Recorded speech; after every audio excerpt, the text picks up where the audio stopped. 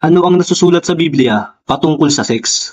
Ang sex ay dinisenyo ng Diyos upang ang mga tao ay magparami at punuin ang daigdig.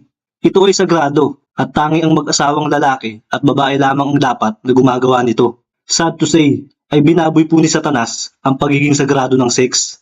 At ang mga ito ang halimbawa ng sexual acts na sinful ayon sa Biblia.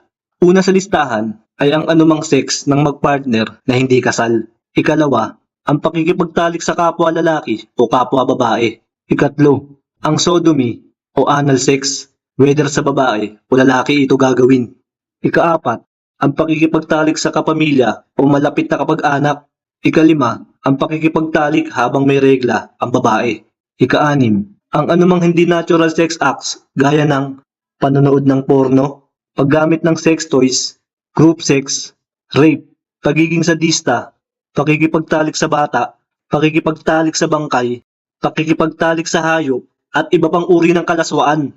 Para sa mga nagtatanong kung kasalanan ba ang oral sex, ay wala pong eksaktong verse para rito sa Biblia.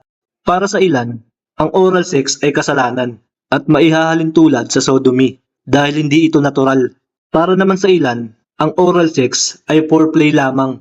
Anyway, kung labag ang oral sex sa inyong konsensya, ay mas mabuting wag nyo na lamang itong gawin.